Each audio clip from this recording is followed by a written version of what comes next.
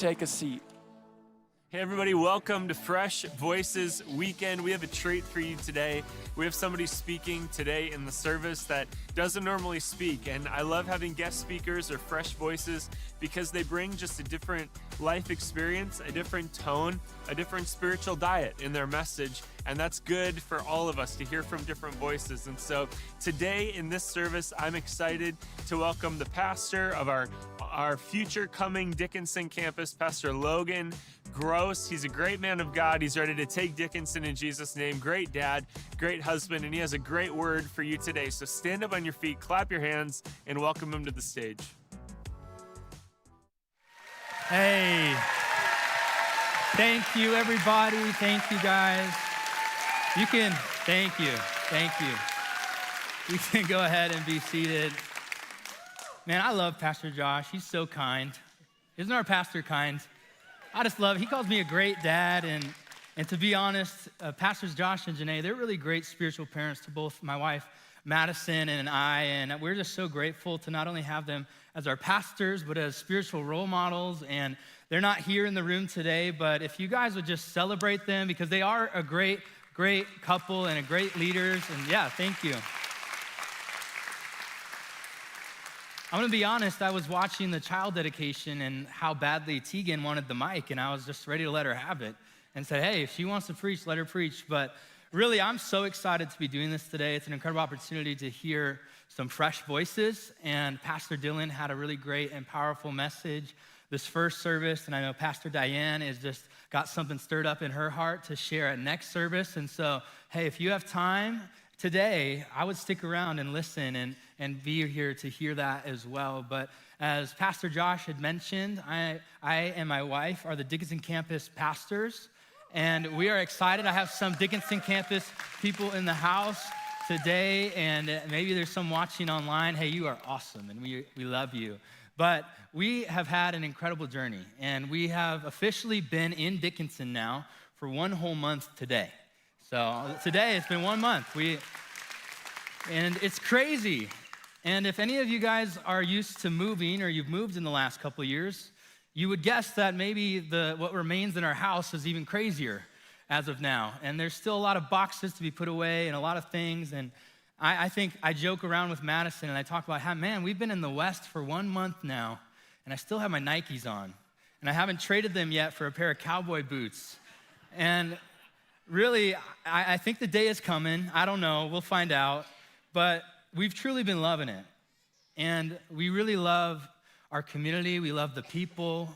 We love the town. We love that we can get to one place or another in less than 5 minutes without all these orange obstacles around like we have going on here. But it's really an incredible place, and we feel blessed. We feel loved. And as I mentioned earlier, we do have an incredible launch team. And God has just placed the best people in our hands to just love on people and to welcome people into our campus when we start in the fall. And I'm so excited. I love this place. I miss this place.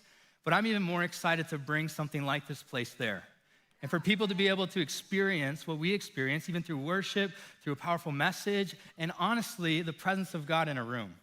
And I'm really excited for that to happen. And while I do have the mic, I just want to give a small plug for anyone that's in here that maybe you're visiting from the area or you're watching online and you're in Dickinson or the surrounding area, and you might have thought about coming to an interest gathering and learning more, or you've thought about being on the launch team and you want to be a part of what God is doing, you should do it, because you're going to miss out on some cool things that God has planned. And so while I'm up here, they gave me the opportunity. I just want to say, come alongside us and be a part of what God is doing. But really, it's been an incredible journey thus far. And a journey is what it's going to be for a long time. And like any other journey with Jesus, it requires faith. And I know my wife Madison and I, we've had a lot of faith on this journey. Not only did we decide to just take on this new child of putting a campus in a new town, but we were actually willing to move our family to this place. And it's taken a lot of faith and trust and belief in God, that He knows more than I do, that He knows my and my family's needs more than I do. And this trust and this belief in God that he will follow through. And the reality is if you're in this place or you're watching online today, you have faith in something. Whether it's in Jesus or not, you have faith in something. I bet we all didn't think about it, but when we got into our cars today and we turned the key and we made our way to this place, we trusted and had faith that our vehicle will get us to where we wanted to go, right? Or even right now in this moment, you all trusted me and trusted what's underneath you, that when you took a seat, the legs in the chair would not collapse beneath you. I understand that happens sometimes. So if you're in the room and that triggered you, I'm sorry. We're gonna pray at the end, and today they came through. So that's all that matters. But the reality is whether it's faith in Jesus or this unconscious type of daily faith, there are times when we are expecting something, we're desiring something, and it does not go as we expected. It does not go the way that we want. And that is where faith comes to a crossroads. And we have to choose, am I going to continue down this path of faith, or am I going to divert down this road of unbelief? And really, we get to this point, in other words, where our faith will be tested. And we have to decide, are we going to continue in faith, or are we going to walk away? And there's a moment in the scriptures, in the book of Matthew, where there is a testing of a woman's faith for all of us to see. And what's happening in this moment, just to give you some context, is that Jesus is near the Sea of Galilee. He's ministering to his people. He's ministering to the Jews of the day around that area. And miracles are happening, and they're seeing people healed, and he's teaching great messages like the Sermon on the Mount. And it comes to this point where he's being challenged, and he's being rejected. And so we get to this moment in Matthew 15, verses 21 through 28, where it says that Jesus went away from there and withdrew to the district of Tyre and Sidon. And behold, I love that. It's like she just appeared out of nowhere. And behold, a Canaanite woman from the region came out and was crying, "Have mercy on me, O Lord, Son of David. My daughter is severely oppressed by a demon." But he did not answer her a word. And his disciples came and begged him, saying, "Send her away, for she is crying out after us." And he answered, "I was sent only to the lost sheep of the house of Israel." But she came and she knelt before him, saying, "Lord, help me." And he answered, "It is not right to take the children's bread and throw it to the dogs." She said, "Yes, Lord, yet even the dogs eat the crumbs that fall from the master's table." And Jesus answered her, "O woman, great is your faith. Be it done for you as you desire." And her daughter was healed instantly.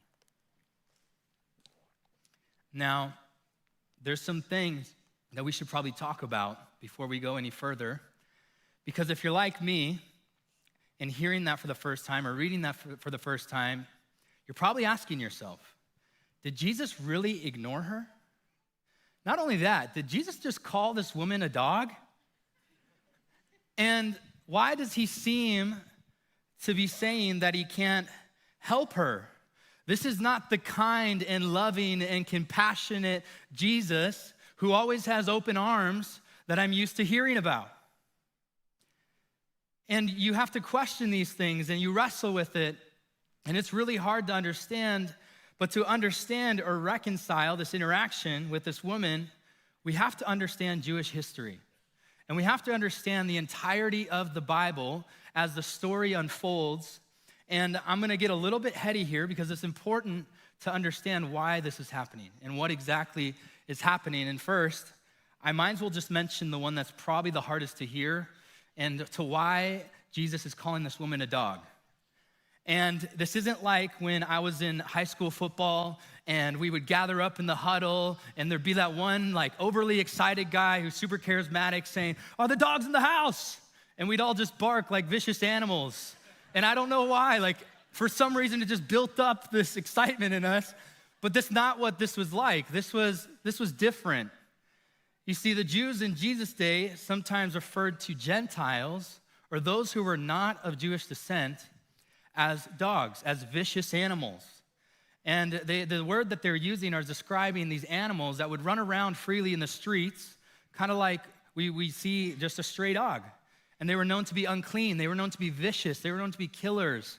And their presence, they're talking about the non-Jews, they were known or said to be so spiritually unclean that even being in their presence could cause you to be unclean. And so that is where this term was, and sadly, this term was used against them in a derogatory way. It was not a kind phrase. But what we see of Jesus' ministry, however, is that he would turn expectations and prejudices on their head. And when Jesus used the word dog in this sentence, he's actually referring to maybe a small dog or a household dog, a pet. And I don't know about you guys, for those of you who have dogs, you love your pets, right? You care for them. There's always those ones that bark a little too much, and you're like, I don't love them right now. But we love our pet dogs. And so he's referring to her as this way. He's not referring to her as an unclean or unspiritual or dangerous animal. And he's doing this to be able to communicate with this woman in a context in which she would understand. And in a loving way, in which he would understand making a point about the priorities that he's been given to by God.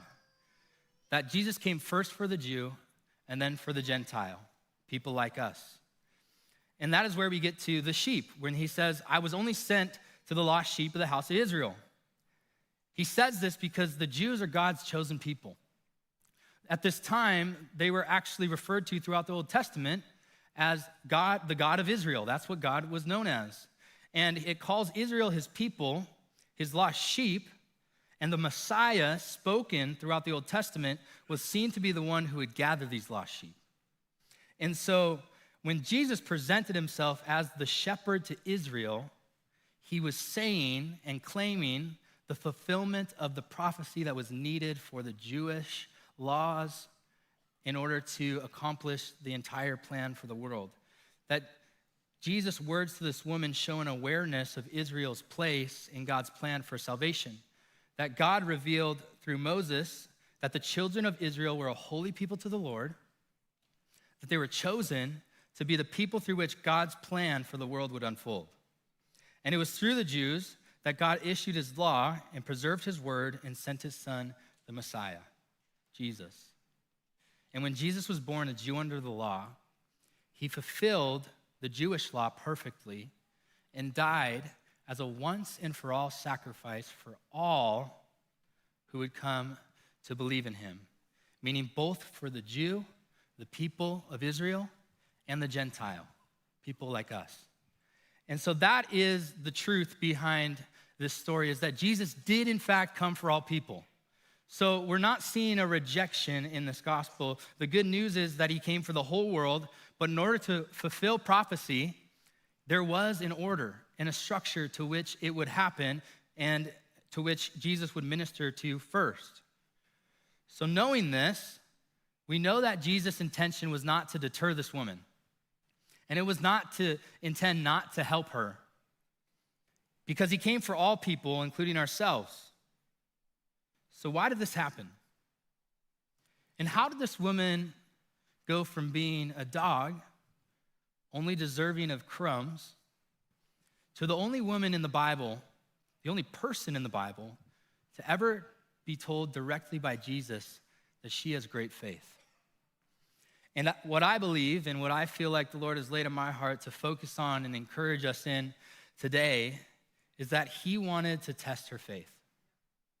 He wanted to test her faith. And sometimes the word test brings up an anxiety in some of us. It's not the A, B, C, D, I better go with C kind of test. It's talking about a physical or a spiritual test where, in other words, testing means to reveal the strengths or the capabilities of someone by putting them under strain. So he was testing this woman's strength in her faith. He was testing her capabilities of faith. And I don't know about you guys, but this makes me think of everyone's favorite childhood class, Phi Ed. How many gym class heroes are out there? Come on, I was one. I'm not gonna hide it. I loved gym class, but then there was always this week that would roll around where we do this testing. How many of you guys remember the bent arm hang? Right? Like you're just hanging there. For what reason? I don't know, but the girls were always better than the guys and they would get embarrassed and it had to do with the weight distribution and just how that works, but yet there was that one, and if that one doesn't make your stomach twist a little bit, how about the sit and reach? Come on, that was my personal least favorite because when I'm not even gonna try, because when I start to reach for the toes, I'm only seeing stars in my head. So it makes no sense. But yet, then there was the personal best, the mile run, right? Come on, the mile run. Who out there's a runner? You guys are crazy. But there was the mile run, and what happened, I thought at that time that they were just doing this to embarrass kids. But what they were really doing, I'm sorry if there's gym teachers in the room and you're like, that's not why. I promise there's a reason. And there is a reason. They were testing the strength and the capabilities of these kids, of us, by putting us under strain. And there's these tests in life, but there's also these tests in our faith. And there are moments where our belief in God gets tested, where we have to choose, will I continue to believe God is who he says he is? Will I continue to believe that he really knows what's best for me and that he really cares about me more than I even know? Or will I just walk away and say, I just don't believe it anymore, and divert down the road of unbelief? Have you guys ever felt like that? You guys ever felt like your test, or your faith, or your belief in God was being tested? And you were believing for him, and you were believing for something to happen in your life, and it just wasn't happening. Or perhaps you've been praying for a long time, asking God for something, but yet felt like you were just being tested. And maybe you've even heard of or seen how Jesus can change your life. You've even witnessed it and watched it in people's own lives, but for whatever reason, it just isn't happening in yours. Have you ever contended over and over for God to do something in your life, whether it be asking God for healing, whether it be asking God to fill someone's life with his love and that they would come to know Jesus, whether it be asking God for freedom from sin or addiction, or asking God for freedom from depression or anxiety, but yet it just seems like it's not happening, or it seems like he's not listening. And the reality is that if you're watching online or you're in this room today, this has either happened to you, it's either happening right now, or it's going to happen. And there's a reason for it. Jesus even tells us that before becoming a follower of Christ, we should count the cost. Because there are trials, there are challenges, there are difficulties that are going to come. And it's not like it's just done for enjoyment. There's a reason for it. There's a purpose for it. In fact, in James chapter 1, verses 2-3, it says that we should consider it pure joy whenever we face trials of many kinds. Because the testing of your faith produces perseverance. But how many of you know that's easier said than done? That it's easy to tweet that or share it on Instagram when you're going through a trial, but to actually walk out away from that place and say, I believe it, I trust it, it's happening right now in my life, it's hard. How do we allow the testing of our faith to produce perseverance rather than giving up? How do we allow the testing of our faith to produce perseverance rather than becoming just passive in our faith? How do we allow the testing of our faith to push us towards Jesus rather than pulling us away? And that is where the story of this woman comes into the picture. Someone who had every reason to walk away, yet persisted and was verbally recognized with the greatness of her faith. We read about the obstacles that she overcame, the first of which being the silence of Jesus. It says that he did not answer her a word. One of the most difficult things in the Christian walk is the silence of God. How many of you guys have been in a season in your life or moments in your life where you just feel like he's not there? You feel like he's not listening. You feel like he doesn't hear you. You feel like you're unseen. In fact, I remember a season in my life where I felt like this, and I felt like if there was a conversation, dialogue between me and God, it was the desert, if you could put an image to it. There's just nothing happening. And I would wake up each morning and I would pray the way that I knew to pray. I would read his word the way that I knew to read his word. I would worship, but yet still nothing. And there was a lesson to be learned in that season, but all I could remember is just how hard it was. In fact, I actually remember just on my way back from different things, talking to Madison and just crying because I was like, I just can't hear him. And I had some decisions to make. I had some things that I needed him to help me with. We pray and we cry out, and nothing seems to be happening. Nothing seems to be changing. In fact, sometimes it might even feel like it's getting worse. The woman came to Jesus crying, "Have mercy on me, O Lord, Son of David. My daughter is severely oppressed by a demon." Amen. I don't know, if you're a parent in the room, maybe you can empathize a little bit.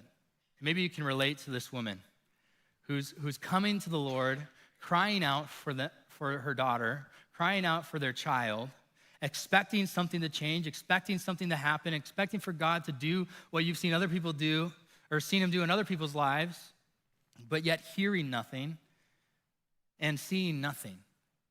I know when it comes to my daughter, when she's sick, she's only one.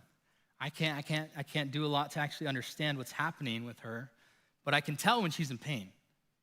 And I can tell when she's going through something. And I just know that I would trade my place with her any day to take away her pain. But I love what this woman does. She doesn't just stop at hoping her daughter's pain would go away. She doesn't just take her to the doctors and say, "Hey, what can you do to fix this?" No, she takes her request to the literal feet of Jesus, to the one that could change everything, because she really, really, really believed that he could do it. And when he does speak, it wasn't to her, but to his disciples. And the disciples actually began to plead on her behalf. Not out of compassion, but seemingly out of annoyance. Like, "Hey, we've just had a long few weeks, and this lady just keeps asking you to heal her daughter. What's up with that? I don't understand. Can you do it already? Can you just get her on her way?" And they weren't saying just to ignore her and get on with it. They were saying, "Would you at least do what she's asking so that she would leave us alone?"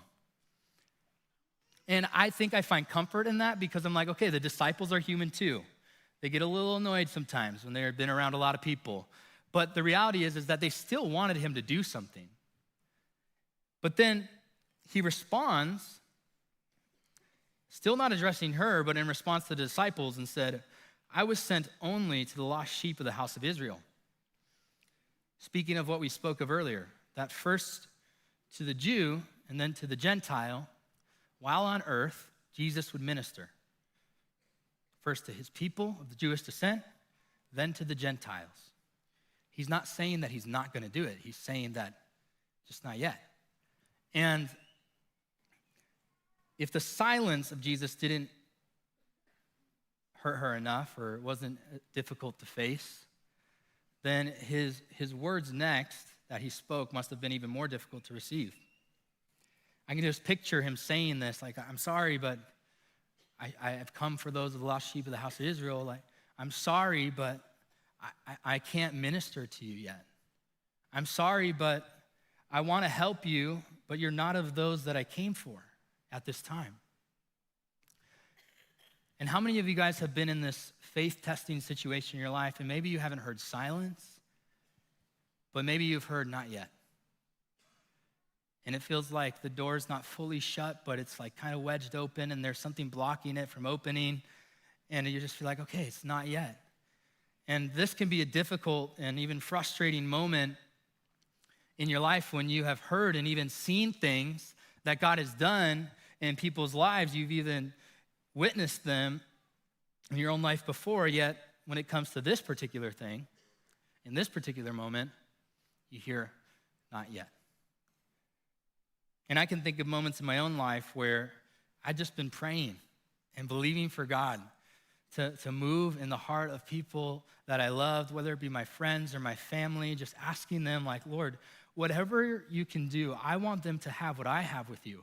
I want them to experience you the way that I experienced you. I want them to know that you really care about them, that you really love them, that it's not just words in a book, it's a life, it's a relationship with you. And in fact, instead of seeing that progress take place at times, I've actually seen the opposite happen. And just wondered, what is going on, God? I've seen you do it for them. I've seen you do it even for this person. But why is it not happening yet for this person or for this thing? But what I think we can all learn from this woman is that rather than hearing the words and just moving on, like many of us would do, she worshiped him. She knelt before Jesus in true belief of his lordship in her life and persisted to ask again, Lord, help me. And I just think of this moment, and I just thought of this earlier before I came up here, is that the disciples were watching all of this. She wasn't on her own. It wasn't just like, hey, I'm in my private place with the Lord. She was there with him. She had an audience. Much like when we get to worship together on a Sunday. And she was not afraid to get down at a level in which she knew she needed to do in order to get his attention. She worshiped him. But yet, I can only imagine the love, yet the tearing in Jesus' heart when he looks at her and finally does speak to her and says, it's not right to take the children's bread and throw it to the dogs. And you hear that and you're like, what? She's worshiping you. Why would you say such a thing? But yet he does. And to not get caught up on the word, remember, it's not a derogatory statement meant to defeat this woman's efforts. In fact, most commentators and biblical scholars would suspect that his tone was not harsh, yet rather suspect that it was winsome and kind and loving, and perhaps even had a smile. So as if to draw out the greatness of this woman's faith and invite her to the greatness of her faith. To which she responds, yes, Lord. Yet even the dogs eat the crumbs that fall from the master's table. And in this moment, she's simply saying, you're right. You're right, Lord. I know your ministry, that you have your ministry to your Jews and that they have a special place in God's redemptive plan, yet I understand that your ministry also extends further to other people. And I just want a part of that extension. I just want the crumbs. I just want what they don't want. Because I know you can do it, and I know that you will do it, because we actually read before that he has done it. That he actually healed the servant of a Roman centurion, a person who was actually an authority of those who were oppressing the Jewish people. So she knew he could do it, and perhaps she even heard that story. She says, Lord, I know you can help me. I know you can heal. But notice that this woman does not battle with that truth. And she does not raise a question about it. She just waves it and continues praying, continues asking, Lord, help me. Lord, have mercy on me. Humbly admitting again that she just needs his help. And that's what God invites us to do in these moments. He's looking at us with compassion, yet he's holding off, not because he doesn't care, but he knows what we need more. And she says, yes, Lord. Yet even the dogs eat the crumbs that fall from their minister's table. And at this he responds, O woman, great is your faith. Be it done for you as you desire. And her daughter was healed instantly. Not even the disciples were championed by Jesus for the greatness of their faith. In fact, oftentimes he would talk about their lack of faith or the little of their faith. So this is a significant moment because we know that faith moves the heart of God. Actually, in Scripture, there's only a few things that Jesus would actually be marveled by or in awe of in Scripture, and it was the faith that his people had. One time, he actually marveled at a group of people's lack of faith. How many of you would like to be in that party? Not me. But there's twice that he actually was in awe of someone's great faith. And this woman was one of them. And not only does this woman's faith move the heart of God, but the irony of this moment is that Jesus had been ministering to the Jews. He had been ministering to the people that he was called to, and yet by them he experienced consistent challenging from people called Pharisees that were the Jewish law, like the people of the Jewish law, and they would just struggle to believe that God was who he said he was. And not even that, if that's not bad enough, he actually went to his own hometown and was rejected by his people. And it's said in the end that he actually could do little miracles there because of their lack of faith. But yet, this Canaanite woman had the faith that many of his own people lacked.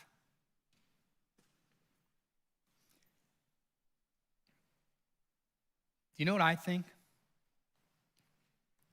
I think Jesus knew all along that he was going to find this woman and that he was going to heal her daughter.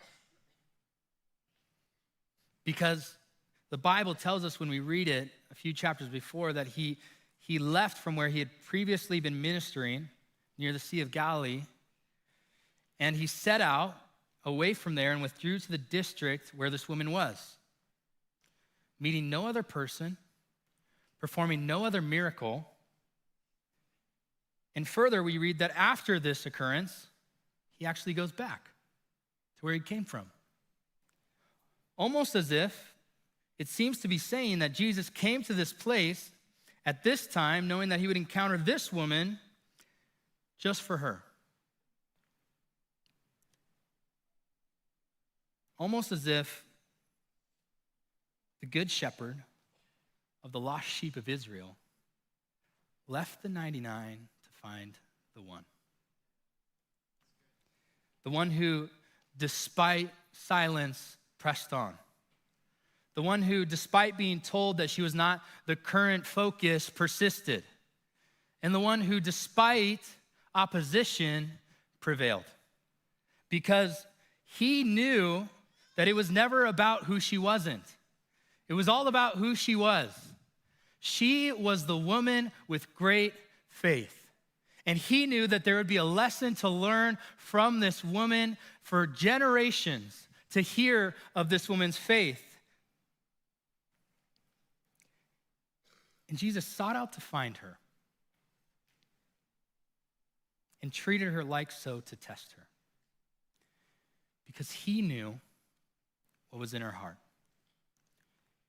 He knew the strength of her faith. He knew that she was able, by his grace, to overcome these discouragements so that the trial and the testing of her faith might be found unto praise in honor and glory and produce perseverance, so that we can look back and learn a lesson from this woman of what it looks like to stand in the gap between testing and this perseverance that we talk about. And can I just say that he doesn't do this because he doesn't love us.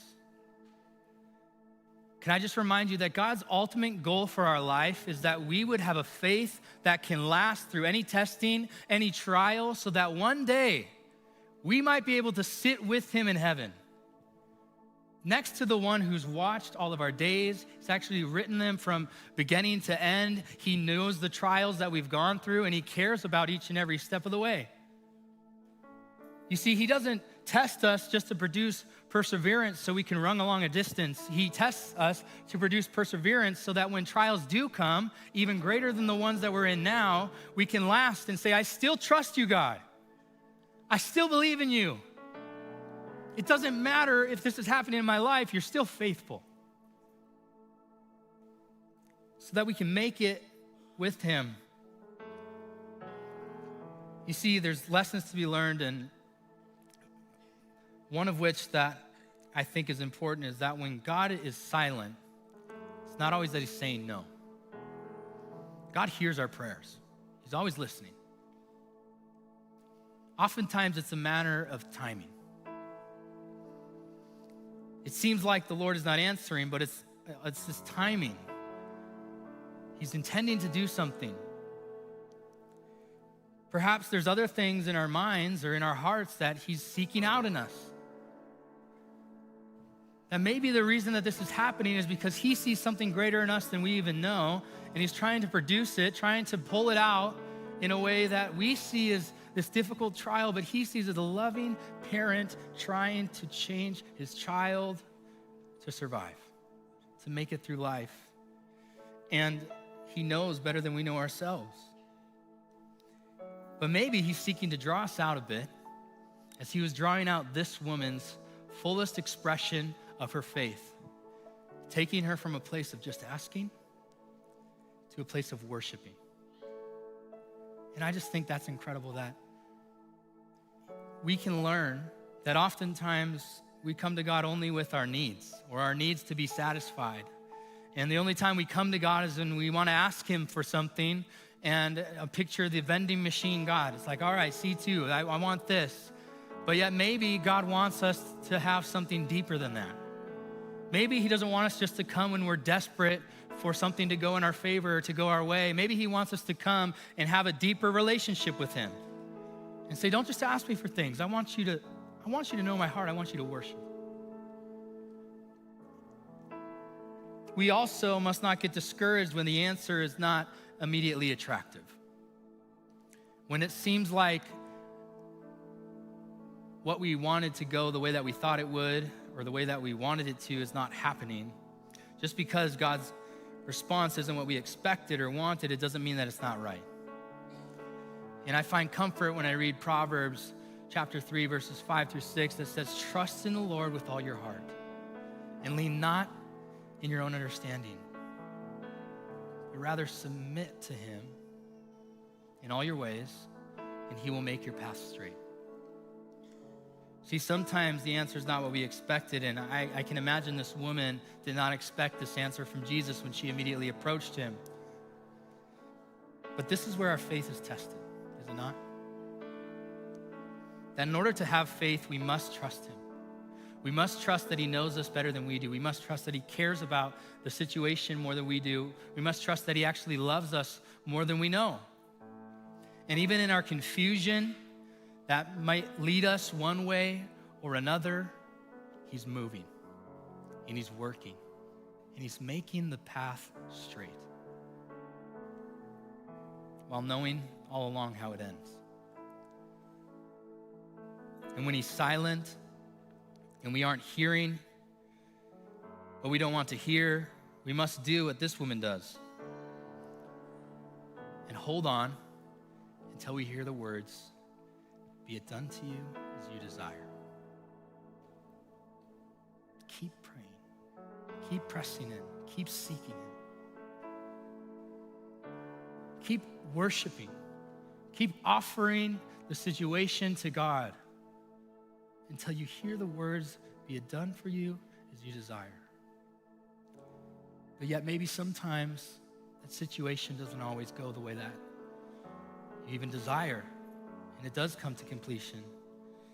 And when it does, take comfort in the words of Jesus when He says, "My grace is sufficient for you, and my strength is made perfect in your weakness." God promises that He's with you, His Spirit is with you in every trial and every challenge and every suffering, that He is near to the brokenhearted. He wants to bring out in us a great faith that produces perseverance. And I believe God gave us this woman's story as a testimony of what it looks like to just buckle down in the testing, in the trial, and come out the other side with greater faith. And as I mentioned earlier, God's heart in this is that we would have a faith that perseveres until the day that we get to sit with Him in eternity. It would be appropriate to end there, but as I was writing this message, I honestly just felt the stirring in my heart, and I just thought there was one more lesson to be learned from this woman. And I believe that this last lesson that this woman with great faith teaches us is that despite prejudice or despite preconception, she came to the one that she knew could change her life. She was a Gentile woman who was supposed to be far from God. They didn't know Him. They weren't of His people. The other being just the fact that she was a woman, and at the time they weren't supposed to talk to men, especially a Jewish rabbi. But even knowing that she didn't know much about this God of Israel except for what she's heard of stories, yet hearing about this Messiah, this Jesus who had been healing the sick and freeing the oppressed and forgiving sins, she came to the one that she knew could change it all. And as I was preparing for this, I just said, I felt like that there might be people in this room today that feel like this woman in the sense that they feel like they're just far from God. They feel like they're not even worthy of His presence. In fact, it might even been hard for you to step into this place today because you feel like you shouldn't be here. Or you feel like you don't know enough about God or know enough about His word to actually have a relationship with Him.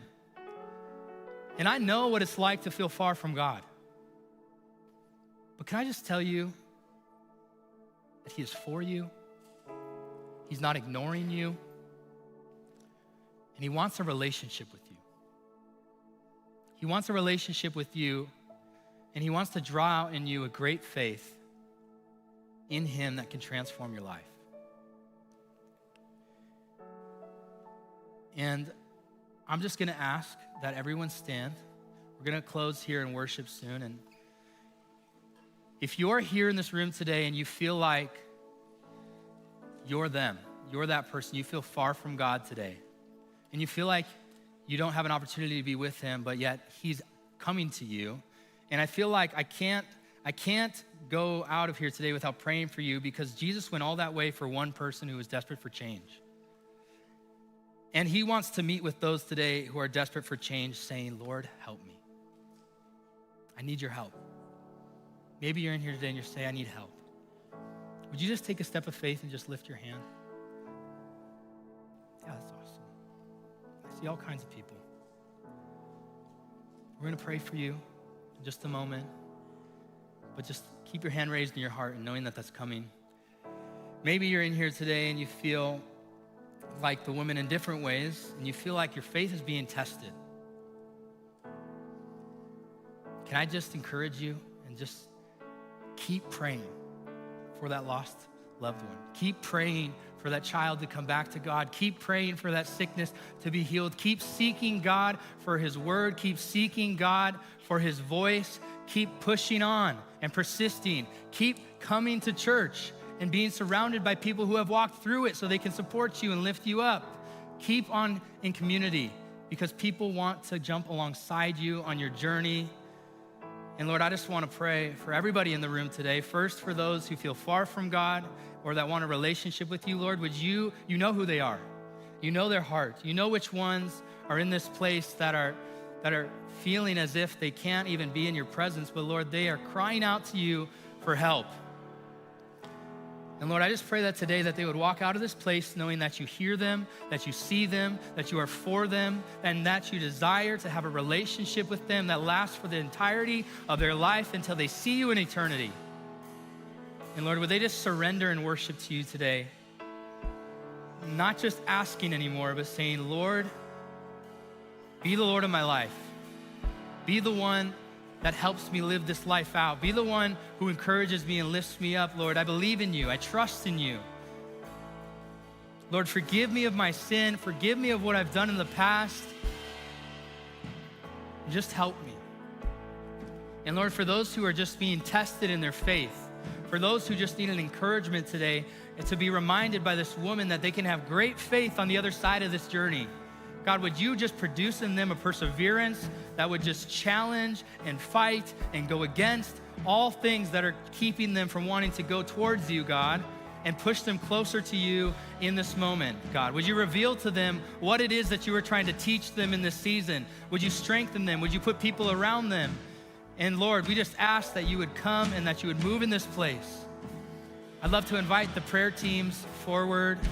And hey, it's one thing to pray openly, but to get prayer with another person who's walked through it is different. And so I just want to invite any of those in the room who have felt that way to come forward for prayer as well as we go on and we worship together. Come on, let's sing this out together today. Can you sing rejoice? Rejoice, rejoice, rejoice. Where my understanding ends, there's a peace that makes no sense. So rejoice, rejoice, rejoice. And let my heart be sure of this, the Lord is near. So rejoice, rejoice, rejoice. Where my understanding ends, there's a peace that makes no sense. So rejoice, rejoice, rejoice. And let my heart be sure of this, the Lord is here. Amen. Can we just give Pastor Logan some appreciation today? And for those that live in Dickinson, there's a taste of what's to come in the near future with Pastor Logan and Pastor Madison. And I just believe God's going to minister powerfully through them. Hey, in just a moment, I want to close out our service. But before we do that, I also want to take a moment to recognize what this weekend is. It's Memorial Day weekend. This is a weekend where we honor those who have given their lives to protect the freedom of this country. And so can we just appreciate those who have served, those who are serving, and just what it means for our freedom. But hey, what a powerful service. What a powerful weekend. We want to encourage you to stick around and receive prayer. If there's anything that you need prayer for, we would be honored to believe with you and pray with you on that. But as we always say, the service is over, but what? Church is not. So go and be the church. Thanks so much for coming this weekend. We love you guys. We'll see you next weekend. Hey, what a great message from Pastor Logan on how we can trust God even when it seems hard. But I just had a lot of takeaways, and I thought it was a great message. Yeah, for sure. Love hearing from Pastor Logan and just his heart. And yeah, it's just awesome to hear from somebody different every now and then. Yeah. But hey, if it is your first time watching, or maybe you felt impacted by this message and you'd like prayer for something, you can go ahead and fill out our Connect card and you can do that by texting eConnect to 77411. That's just a great way for us to connect with you and even just be praying for you guys and knowing if you're going through something difficult or there's something going on in your life, that we can just partner with you and do that by praying for you. And so we'd just love to have you fill that out. And we're just excited about what God's doing on all of our campuses and through all of these amazing people that we have leading us. And so we just invite you to come back next week and watch, and we're just excited. So have a good week.